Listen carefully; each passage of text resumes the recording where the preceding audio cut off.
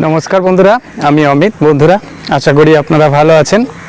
তো অনেক দিনই ছাদে ভিডিও করা হয় না, তো আজকে একটা ছাদে ভিডিও করছি। ভিডিও টপিক বলতে সব রকম মিলিয়েই বলতে পারেন। প্রধান কারণ হচ্ছে আমার ওয়াইফ একটা কাণ্ড করেছে, সেটা দেখানোর। সেটার সঙ্গে সঙ্গে আমি আমার ছাদ বাগানও কিছু দেখাবো, এবং যেহেতু মাছের এটা চ্যানেল, মাছ রিলেটেডও আমার ট্যাঙ্কের কি আপডেট সেটাও একটু দেওয়ার চেষ্টা করব ছোট করে। তো যাই হোক, আমার ছাদ বাগানটা আগে দেখিয়ে নিচ্ছি। আপনারা দেখতে পাচ্ছেন তেমন কিছু ছাদ বাগান না আমার, মোটামুটি একটা ছাদ বাগান। কিছু গাছ আমি সেই সময় পাই না। দেখুন, বেদানা গাছটা খুব সুন্দর বেদানা ধরে আছে, এটা 12 মাসই বেদানাটা হয়। হ্যাঁ, এদিকে জামরুল গাছ, আর আমি কিছু কুল গাছ এনে লাগিয়েছি। আপনারা দেখতে পাচ্ছেন বন্ধুরা, এই কুল গাছ আমি 10 পিস লাগিয়েছি। আশা করছি কুলের সিজনে খুব ভালো একটা ভিডিও দিতে পারবো।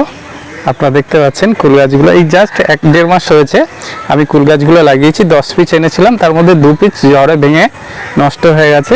কিছু বেগুন গাছ লাগিয়েছি, বন্ধুরা দেখতে পাচ্ছেন, এটা কুল গাছ।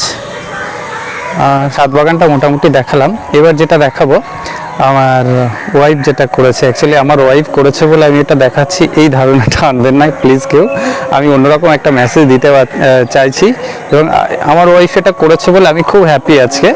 কারণ আমার ধ্যান ধারণা একটু অন্য ছিল মহিলাদের ব্যাপারে। তো সেই জায়গা থেকে অনেক ভালো একটা মানে কি বলবো, আজকে কর্মকাণ্ড করে বসেছেন, সেটা একটু দেখাবো। আসলে সকালবেলা একজন মহিলা, উনি আমার ওয়াইফের কাছে হেল্প চাইতে এসেছিলেন যে আমার একটা শাড়ি দিতে হবে। তো আমার ওয়াইফ আমাকে, আমি শুয়েছিলাম, আমার ওয়াইফ আমাকে জিজ্ঞেস করলো কী করবো। বললাম তোমার শাড়ি, তোমার ব্যাপার, দেবে কিনা। তো একটা শাড়ি দেখলাম খাটের উপরে রাখলো। তারপরের অংশটা আমি দেখাচ্ছি, সেটা না হয় একটু দেখে বোঝার চেষ্টা করুন।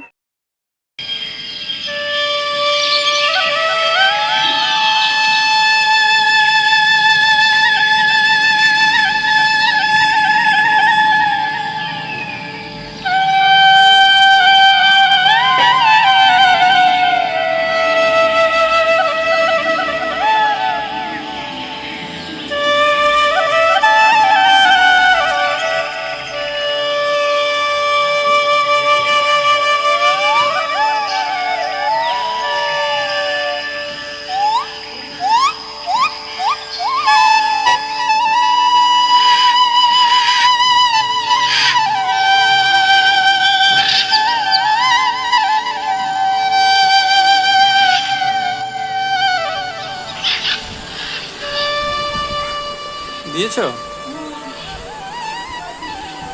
আর কি দিচ্ছ? ফল দিচ্ছ?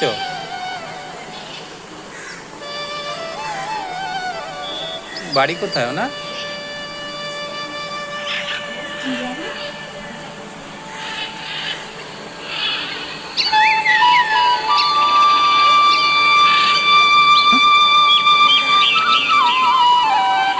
দুটো শাড়ি দিচ্ছ? দুটো শাড়ি দিচ্ছে, দেখতে পাচ্ছি। আমি ভিডিও করছি কিন্তু জানে না আমার ভাই।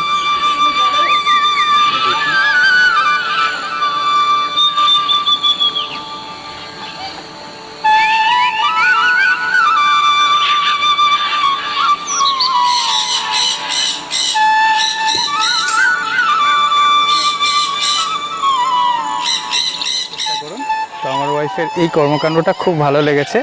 আপনারাও এইভাবে মানুষের পাশে থাকবেন। আমার ওয়াইফ বলে আমি ভিডিওটা প্রমোট করছি, এটা আমি আবার বলে রাখছি। এটা যদি আমার ওয়াইফের জায়গা অন্য কেউও হতো, আমি কিন্তু অবশ্যই তাকে সাপোর্ট করতাম, এবং ভিডিওটা অবশ্যই আমি আপলোড করতাম।